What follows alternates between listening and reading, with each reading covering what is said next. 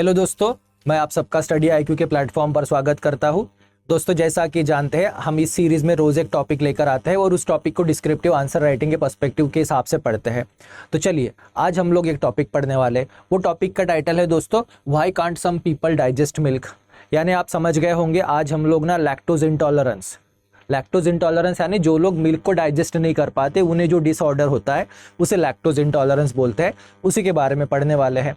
तो इसी टॉपिक पर दोस्तों एक रिटन क्वेश्चन भी हम लोग पढ़ते हैं। जैसा कि इस सीरीज़ में हम लोग हमेशा करते हैं कि एक क्वेश्चन को हम लोग पढ़ते हैं और उसका आंसर जो है वो एंड ऑफ द वीडियो में आप लिखने के योग्य बन जाते हो। तो चलिए, ऐसा एक क्वेश्चन है दोस्तों, उसको पढ़ते हैं।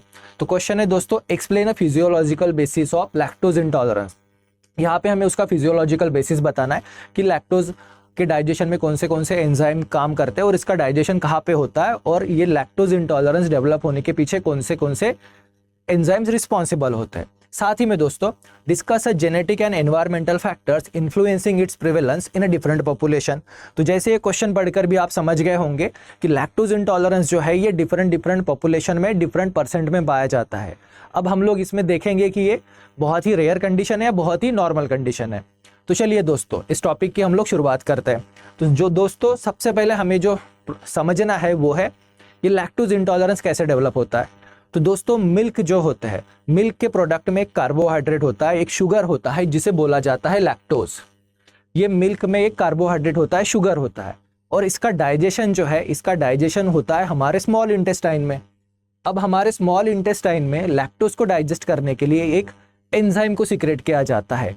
इस एंजाइम का नाम होता है दोस्तों लैक्टेज।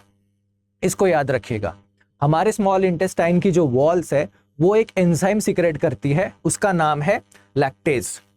ये एंजाइम जो है ये लैक्टोज को ब्रेक कर देता है और सिंप्लीफाइड फॉर्म में कन्वर्ट करता है। ये सिंप्लीफाइड फॉर्म कौन से होते हैं? ये सिंप्लीफाइड फॉर्म्स होते हैं दोस्तों ग्लूकोज और गैलेक्टोज।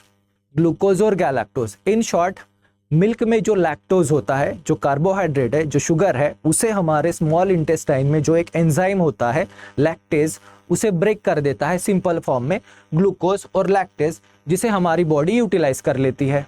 अब जिन लोगों में ये लैक्टेज प्रोड्यूस नहीं होता या लैक्टेज बहुत कम क्वांटिटी में प्रोड्यूस होता है, उन लोगों में जो कंडीशन डेवलप होती है उसे हम लोग बोलते हैं लैक्टोज इंटॉलरेंस। यानी ये कंडीशन ऐसी है जिसमें लोग मिल्क को डाइजेस्ट नहीं कर पाते, यानी लैक्टोज को डाइजेस्ट नहीं कर पाते। क्यों? तो लैक्टेज जो है, एंजाइम जो है, वो बहुत कम क्वांटिटी में प्रोड्यूस हो रहा है या प्रोड्यूस नहीं हो रहा है, तो इसे ही बोलते हैं दोस्तों लैक्टोज इंटॉलरेंस। अब ये लैक्टोज इंटॉलरेंस जो है ये बहुत रेयर है या कॉमन है? तो दोस्तों, आप जानकर चौंक जाओगे, ये लैक्टोज इंटॉलरेंस ना बहुत कॉमन है। इनफैक्ट दुनिया की 65% पॉपुलेशन में लैक्टोज इंटॉलरेंस पाया जाता है, और इसका भी परसेंट जो है वो ग्लोबली यूनिफॉर्मली डिस्ट्रीब्यूटेड नहीं है। तो चलिए, इसका जो डिस्ट्रीब्यूशन है उसे समझते हैं। तो जैसा कि आप इस टेबल में देख सकते हो कि नॉर्थ अमेरिकन जो है वहाँ पे 30 to 50% लोगों में लैक्टोज इंटॉलरेंस पाया जाता है, और जो नॉर्दर्न यूरोपियन है इनमें सिर्फ 2 to 15% लोगों में लैक्टोज इंटॉलरेंस पाया जाता है। पर वही आप सेंट्रल एशिया, मिडल ईस्ट को देखो, यहाँ 70 to 80%। देन आप साउदर्न यूरोप देखो, 50 to 80%। Native American, south American particularly अगर बात करें, यहाँ पे 80 to 100% लोगों में लैक्टोज इंटॉलरेंस है, क्योंकि उनके डाइट में ना डेयरी प्रोडक्ट ही गायब थे। इनफैक्ट साउथ अमेरिका में देखोगे ना आप, तो काऊ वहाँ पे थी ही नहीं, इसलिए उनके जो डाइट है उसमें डेयरी प्रोडक्ट कंप्लीटली मिसिंग ही थे। उसके साथ दोस्तों वेस्ट अफ्रीका, अरब, जूइश पॉपुलेशन जो आती है, इनमें भी 70 to 80% लोग लैक्टोज इंटॉलरेंट है। और ईस्टर्न एशिया, यहाँ पे तो 90 to 100% लोग लैक्टोज इंटॉलरेंट है। तो दोस्तों, अगर आप लैक्टोज इंटॉलरेंट है या मिल्क डाइजेशन में कोई प्रॉब्लम फेस करते हैं, तो जान लीजिए ये कोई रेयर कंडीशन नहीं है, अबनॉर्मल कंडीशन नहीं है, जबकि दुनिया की 65% पॉपुलेशन इससे इफेक्टेड है, मतलब ये नॉर्मल कंडीशन है। अब दोस्तों, इस पूरे चार्ट में ना आप एक चीज़ पर ध्यान दोगे, वो ये है कि जो नॉर्दर्न यूरोपियन पर्सन है, ये लोग बहुत मिल्क लविंग पर्सन है, इनको लैक्टोज इंटॉलरेंस बहुत कम पाया जाता है, मतलब ये लोग बहुत ज़्यादा मिल्क और मिल्क के प्रोडक्ट खाते हैं। उसके बाद दोस्तों 30 to 50% में आपको नॉर्थ अमेरिकन मिल जाते हैं, ये भी बहुत मिल्क और मिल्क के प्रोडक्ट खाते हैं। इनमें बहुत कम लोग हैं जिनको लैक्टोज इंटॉलरेंस डेवलप होता है। तो दोस्तों, अब ये लैक्टोज इंटॉलरेंस डेवलप होने के पीछे का रीज़न देखते हैं हम लोग, और ये जो पॉपुलेशन में वेरिएशंस है इसका भी रीज़न देखते हैं। तो दोस्तों उसका सबसे पहला जो रीज़न है वो है इवोल्यूशनरी हिस्ट्री। तो दोस्तों देखिए, इवोल्यूशनरी हिस्ट्री के हिसाब से जितने भी मैमल्स होते हैं, मैमल्स यानी जिनमें मैमरी ग्लैंड होती है जो मिल्क प्रोड्यूस करती है, तो मैमल्स के जो न्यू बॉर्न्स होते हैं वो कंप्लीटली मिल्क पे डिपेंड होते हैं, उनके यंग्स जो है वो मिल्क पे डिपेंडेंट होते हैं। तो उनमें इनिशियल फेज में लैक्टेज का प्रोडक्शन, उस एंजाइम का प्रोडक्शन बहुत ज़्यादा होता है, करके वो इजीली उसे डाइजेस्ट कर लेते हैं। अब ये सेम क्वालिटी ह्यूमंस के साथ भी है। तो ह्यूमंस में भी इनिशियल फेज में पहले 6 मंथ बच्चा जो है वो मिल्क पर ही डिपेंडेंट होता है, तो उसकी बॉडी में लैक्टेज एंजाइम प्रोड्यूस होता है जिसके वजह से वो उसे ब्रेक करके डाइजेस्ट कर पाता है। पर अब ये जो परसिस्टेंस है लैक्टेज प्रोडक्शन का, ये कंटिन्यू रहता है क्या? तो नहीं, इसका वीनिंग इफेक्ट होता है दोस्तों। जैसे जैसे पर्सन बड़ा होते रहता है और उसके डाइट में अलग फूड आइटम्स आने चालू हो जाते हैं, वैसे ही बॉडी लैक्टेज एंजाइम का प्रोडक्शन कम करना चालू कर देती है। ये भी एक रीज़न होता है जिसके वजह से पर्सन्स में लैक्टोज इंटॉलरेंस डेवलप हो जाता है, क्योंकि बॉडी एज के हिसाब से, एडल्टहुड के हिसाब से लैक्टेज एंजाइम का प्रोडक्शन कम कर देती है। पर कुछ ह्यूमंस है, कुछ ह्यूमन बीइंग्स है, जैसा हमने यूरोपियन वाले सेक्शन में देखा कि वहाँ की पब्लिक में लैक्टेज प्रोडक्शन कंटिन्यू है।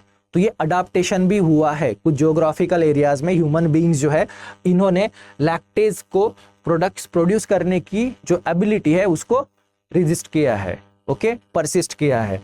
अब और इसमें और एक इम्पैक्ट आता है कि ये एबिलिटी कैसे डेवलप हुई। तो दोस्तों ये एबिलिटी डेवलप होने में भी हमारी डेयरी फार्मिंग और इनिशियल डोमेस्टिकेशन का भी रोल है। जैसा कि आप जानते हो कि आर्यन रेंज जो थे ये कैटल हर्डर्स थे, और हम लोगों ने सबसे पहले कैटल को जो डोमेस्टिकेट किया था वो स्टेपी रीजन में ही हुआ था, मोस्टली आर्यंस ने ही किया था। तो वहाँ पे इनिशियल फेज में जो प्राइमरी फोकस जो था काऊ के कल्टीवेशन में, डोमेस्टिकेशन में, वो था मिल्क प्रोडक्शन। और मिल्क जो है ये डाइट का एक सब्सटेंशियल पार्ट होता था, करके वहाँ पे जेनेटिक म्यूटेशंस हुए और ये पर्सन्स जो है ये लैक्टोज डाइजेशन के लिए इनमें कुछ चेंजेस हो गए। तो ये भी आप जानेंगे कि यहाँ पे जो नेचुरल सिलेक्शन वाली जो मेथड थी, नेचुरल सिलेक्शन की, वहाँ पे लोगों का फोकस जो था, उनके डाइट का मेन पार्ट जो था वो मिल्क और डेयरी प्रोडक्ट थे, जिसके वजह से नेचुरल सिलेक्शन मेथड से वो लोग बहुत अच्छे से अडाप्ट हो गए हैं। ये वन ऑफ द रीजन आता है कि वो यूरोपियन लोग जो है वो मिल्क को इजीली कैसे डाइजेस्ट कर पाते हैं, या लैक्टोज इंटॉलरेंस का परसेंट जो है वहाँ पे कम क्यों पाया जाता है। तो नेचुरल सिलेक्शन के हिसाब से जो कैटल हर्डर्स जो थे, जिन्होंने कैटल्स को डोमेस्टिकेट किया था, ये लोग बहुत अच्छे से अडाप्ट हो गए हैं in terms of milk digestion. अब दोस्तों उसके साथ ही कुछ जेनेटिक फैक्टर्स भी है। अब जेनेटिक फैक्टर्स में कौन सी चीज़ें आती है? तो जो लैक्टोज परसिस्टेंट है, जो लोगों के खाने में बहुत ज़्यादा डेयरी के प्रोडक्ट है, उनमें जीन म्यूटेशंस हो गए और वो लोग अडाप्ट हो गए। इसी का एग्जांपल है दोस्तों यूरोपियन डिसेंट वाली पब्लिक। अब यूरोपियन डिसेंट वालों के डाइट में बहुत ज़्यादा मिल्क और डेयरी प्रोडक्ट होते हैं, तो इन लोगों ने उसके खिलाफ रेजिस्टेंस डेवलप कर लिया, तो ये लोग लैक्टोज को डाइजेस्ट कर पाते हैं। साथ ही में दोस्तों किन लोगों में लैक्टोज नॉन परसिस्टेंस रहा? जिन लोगों के खाने में डेयरी या मिल्क वाले प्रोडक्ट नहीं है, उन लोगों में ये लैक्टोज इंटॉलरेंस डेवलप हो गया, और यहाँ पे लैक्टेज का जो प्रोडक्शन है, लैक्टेज एंजाइम का जो प्रोडक्शन है वो परसिस्टेंट नहीं रहा। तो वो कौन सी जनता है? तो वो है दोस्तों अरब है, इंडिजिनियस अमेरिकन है, ईस्ट एशियंस है, वेस्ट अफ्रीकन्स है। इनके खाने में एडल्टहुड के साथ साथ डेयरी प्रोडक्ट जो है या मिल्क वाले जो प्रोडक्ट है वो मिसिंग हो जाते हैं, करके ये लोग लैक्टेज एंजाइम प्रोडक्शन एबिलिटी को खो देते हैं। इसलिए इनमें हमें लैक्टोज इंटॉलरेंस ज़्यादा पाया जाता है। उसके साथ ही दोस्तों अब एनवायरमेंट और कल्चरल फैक्टर्स भी है। अब एनवायरमेंटल फैक्टर्स कौन से? जिस कल्चर में डेयरी और डेयरी प्रोडक्ट उनके डाइट का मेजर पार्ट बनते हैं, उस कल्चर में जिस कल्चर में डेयरी और डेयरी प्रोडक्ट जो है वो डाइट का मेन पार्ट बनते हैं, उस कल्चर में दोस्तों ये जो लैक्टेज है इसका परसिस्टेंस पाया जाता है। पर ऐसे कल्चर जहाँ पे डायरेक्टली मिल्क से बने हुए प्रोडक्ट नहीं, तो मिल्क को फर्मेंटेड करके जो प्रोडक्ट बनाए जाते हैं, फॉर एग्जाम्पल योगर्ट है, चीज़ है, इन लोगों में भी एक चीज़ पाई गई है कि इनमें भी लैक्टोज इंटॉलरेंस ज़्यादा होता है। यहाँ पे लैक्टेज परसिस्टेंस नहीं हो पाता क्योंकि ये लोग फर्मेंटेड वाला मिल्क प्रोडक्ट लेते हैं, योगर्ट है, चीज़ है, जो इजीली ब्रेक डाउन हो जाता है। ये एक इसका रीजन होता है। अब दोस्तों लैक्टोज इंटॉलरेंस के कॉन्सिक्वेंसेस कौन से होते हैं? तो जैसा कि हमने देखा था कि मिल्क और डेयरी प्रोडक्ट में लैक्टोज होता है, जिसे खाने के बाद एंजाइम जो है लैक्टेज उसे ब्रेक डाउन कर देता है ग्लूकोज में और गैलेक्टोज में। पर मान लीजिए अगर पर्सन की बॉडी में लैक्टेज एंजाइम नहीं है या लैक्टेज एंजाइम कम क्वांटिटी में है, तब क्या होता है? उस टाइम पे हमारी बॉडी में वो लैक्टोज जो है वो डाइजेस्ट ही नहीं हो पाता। वो लैक्टोज वैसे ही लार्ज इंटेस्टाइन में चला जाता है, कोलन में चला जाता है, जहाँ पे कुछ बैक्टीरिया उसे फर्मेंटेड कर देते हैं। अब वो बैक्टीरिया जब उसे फर्मेंटेड कर देते हैं तो उसके वजह से वहाँ पे गैस प्रोड्यूस होती है। और ये जो गैस है ना दोस्तों, ये गैस बहुत सारे प्रॉब्लम्स क्रिएट करते हैं, like bloating, diarrhoea, abdominal pain, vomiting होती है और बहुत ज़्यादा नॉजिया भी आता है, स्टमक पेन भी होता है और एक्सट्रीम सिचुएशन में पर्सन को डायरिया भी हो सकता है। तो ये लैक्टोज इंटॉलरेंस के सिम्टम्स होते हैं कि जिसमें लैक्टोज जो है वो हमारे कोलन में बैक्टीरिया उसे फर्मेंटेड करके गैस प्रोड्यूस कर देता है, जिसके वजह से हमें ये स्टमक पेन से लेके वोमिटिंग से लेके बाकी सारे कॉन्सिक्वेंसेस झेलने पड़ते हैं। अब दोस्तों इसका मैनेजमेंट कैसे किया जा सकता है? तो ये जो लैक्टोज इंटॉलरेंस है, इसका मैनेजमेंट करने के सिंपल तरीके हैं। सबसे पहला वाला तो ये आता है कि आप क्या करोगे, आप अपने खानों में लैक्टोज को अवॉइड ही करोगे, यानी मिल्क प्रोडक्ट को अवॉइड करोगे। उनकी जगह जो भी अदर प्रोटीन के सब्सटीट्यूट्स हैं उन्हें आप यूज़ करोगे। अगर आप मिल्क प्रोडक्ट खाते हो, लैक्टोज रिच प्रोडक्ट खाते हो, तो उनके साथ दोस्तों आप ना लैक्टोज सप्लीमेंट्स भी ले सकते हो। ये सॉर्ट ऑफ अभी मेडिकेशंस भी आती है, अगर आप उस मेडिकेशन को लेते हो तो ये आपको उसे जो लैक्टोज है उसे डाइजेस्ट करने में हेल्प कर देती है। या साथ ही आप एक काम कर सकते हो, आप ग्रेजुअली अपने खाने में लैक्टोज बढ़ा सकते हो।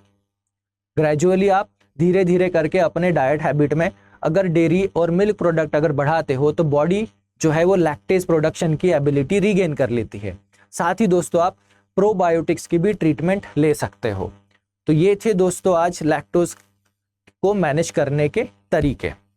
दोस्तों आज हम लोगों ने लैक्टोज इंटॉलरेंस के बारे में देखा, उसका ग्लोबल प्रिवेलेंस देखा और लैक्टोज इंटॉलरेंस डेवलप होने के पीछे के रीजंस भी देखे, जिनमें कल्चरल भी थे, डाइट हैबिट्स भी थे, इवोल्यूशनरी भी थे और हमारे डोमेस्टिकेशन ऑफ एनिमल्स के साथ भी कनेक्टेड थे। तो इस तरह से आप जो हमने शुरू में क्वेश्चन देखा था, अब आप उसका आंसर लिख पाओगे। अब इस टॉपिक पर क्या हमें मेंस में ही क्वेश्चन आएगा? तो नहीं, हम लोग जैसे हमेशा प्रीलिम्स के हिसाब से कुछ क्वेश्चंस लेकर आते हैं, तो वैसे ही दोस्तों प्रीलिम्स के हिसाब से मैं आपके लिए यहाँ पे 2 क्वेश्चंस लेकर आया हूँ। तो चलिए उन क्वेश्चंस को पढ़ते हैं। तो दोस्तों प्रीलिम्स के हिसाब से हमें जो पहला क्वेश्चन पूछा जा सकता है वो ये है, which enzyme deficiency is primarily responsible for lactose intolerance? कौन से एंजाइम की डिफिशियंसी के वजह से लैक्टोज इंटॉलरेंस होता है?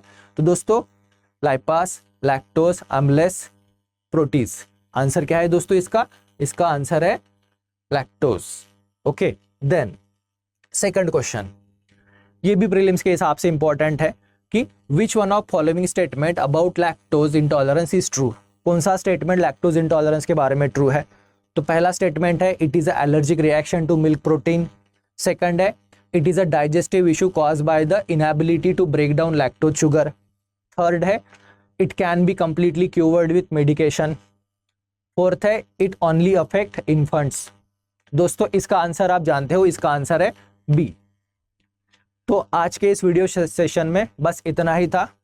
I hope you find this video very interesting and useful for your exam preparation and for enrichment of your general knowledge also. So thank you guys. See you soon.